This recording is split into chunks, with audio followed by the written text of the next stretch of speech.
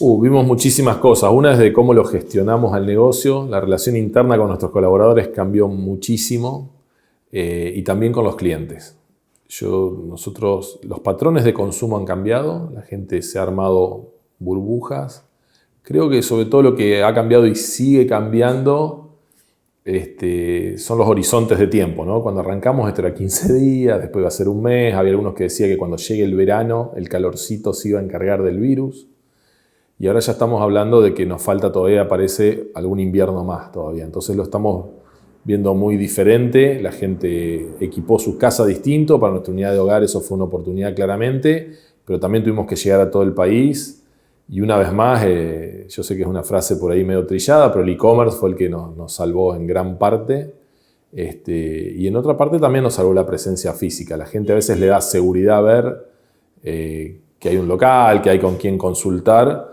Pero a nuestro negocio lo cambió muchísimo por el tipo de necesidades que tiene la gente. La gente ante el miedo, digamos, o ante la incertidumbre, que a veces se traduce en miedo, lo primero que hace es querer tener efectivo, ¿no? Entonces es una manera de sentirse seguro que ante cualquier cosa tengo algo en el colchón. Y bueno, nosotros damos asistencia financiera. Por ahí no siempre, la verdad, para poner todo sobre la mesa, es la que más nos gusta, de hacer una asistencia financiera para que alguien tenga algo en el colchón. A nosotros nos gusta financiar consumo genuino, ¿no es cierto? Mejoras en el hogar, cambiar un medio de transporte, incluso algunas vacaciones, cosa que fue difícil este último tiempo, pero fue lo que necesitó la gente.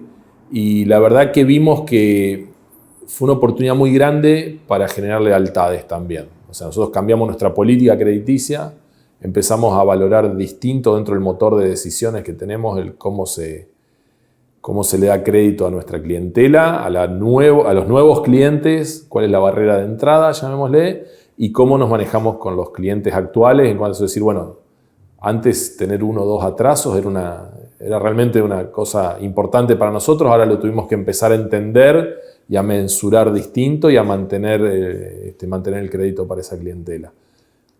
Por ahora, con el partido todavía jugándose, esto es lo que tiene que nunca, no es que se termine un día y sabes si ganaste, perdiste o empataste. Nuestra sensación es que la gente lo valora mucho y estamos teniendo cada vez más clientes que se incorporan y creemos que estamos dejando conforme a los actuales. Nos quedamos con uno de los aspectos que decía Andrés Borowski recién, que tiene que ver con el negocio del retail, el e-commerce, lo que ha crecido el comercio electrónico en Argentina, y uno de los aspectos fundamentales para esto es la mejora en el sistema logístico, que antes de la pandemia, para recibir algo que se compraba por internet, sobre todo si estábamos en el interior de la provincia y en el interior del país, sobre todo, las demoras estaban entre los 5 y los 10 días. Hoy esto se ha bajado a 48, 72 e incluso menos también de tiempo. Sí, nosotros monitoreamos mucho y a veces monitoreamos mucho es ver, no sé, te puedo decir el caso de Magazine Luiza en Brasil, no te estoy diciendo la logística alemana, ¿no es cierto? Y la verdad que cuando uno ve los modelos, incluso de Brasil, que por ahí tiendas propiamente dicho. Nosotros tuvimos que avanzar mucho, yo creo que Argentina avanzó, todavía queda bastante por hacer. Han surgido empresas, incluso algunas con gente de Concordia que nos hemos contactado, que llegan a nivel nacional, que están andando muy bien. Y nosotros tuvimos que romper un poco una barrera que era si somos un comercio o si damos servicio logístico nosotros. Y bueno, decidimos, y es lo que implementamos durante la pandemia, ya lo tenemos andando, que con algunas asociaciones con empresas también entrerrianas, para cubrir lo que es la provincia de Entre Ríos y algunas más, hemos hecho una asociación y ellos prácticamente se metieron en nuestra comercialización y nosotros nos metimos en su logística y ahora estamos dando un servicio completo a nuestros clientes, donde ya le vendemos y le aseguramos nosotros que te llega de tal manera, te llega tal día, y después, como ya nos metimos ahí, también vamos verificando que el proceso ha sido satisfactorio para todos y así.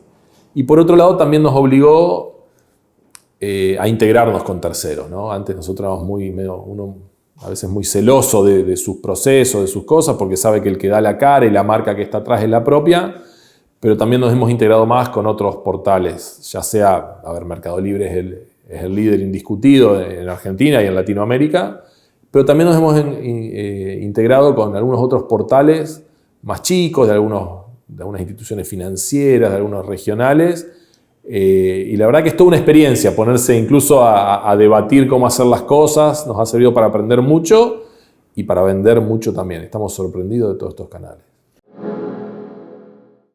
Y enfocándonos en los que son los servicios financieros y principalmente en la tarjeta, lo que le preguntamos a Swarovski ahora tiene que ver con el consumo de la gente. ¿Se ha polarizado el consumo? ¿Qué se está consumiendo? Y sobre todo, ¿cómo es el cumplimiento a la hora de pagar las tarjetas?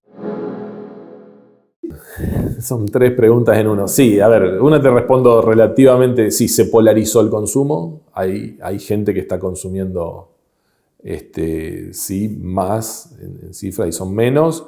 Y después hay una base de gente que está consumiendo lo que llamamos primer precio, productos de entrada, que también funciona.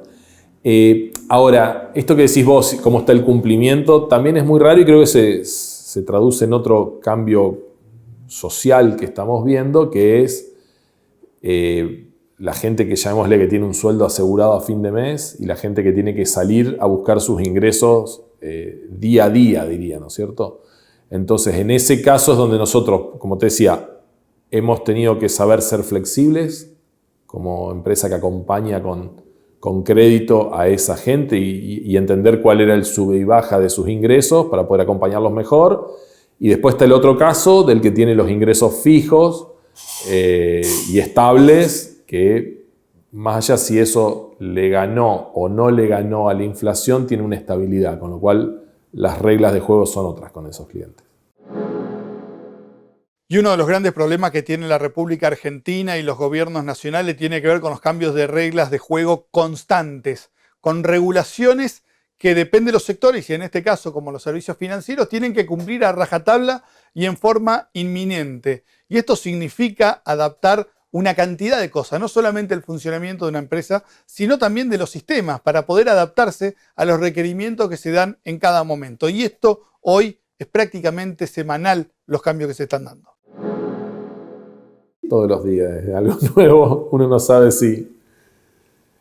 realmente el mayor dilema de la mañana es si desayunar primero o abrir el diario, pues si abrís el diario tal vez ya no desayunas más y se te va el día. Todos los días hay una norma nueva, todos los días nos impactan, todos los días los tiempos para adaptarse son cada vez menores, cuando para mí eso refleja claramente un desconocimiento de lo que implica por lo menos nuestro rubro y que los tiempos de adaptación a estas normativas, donde uno tiene que adaptar los procesos, adaptar los sistemas, comunicar a los clientes, lleva un tiempo porque hay una cierta inercia en esto. Sí, hubo muchísimos cambios. Y bueno, internamente la verdad que el equipo, yo veo casi como que ya se genera una dinámica de decir, bueno, ¿qué nos toca hoy? Y por lo menos hacerlo con buena actitud. Pues si a eso le sumamos que no tenés buena actitud para encarar esos cambios, pueden ser catastróficos. Así todo, tienen impactos.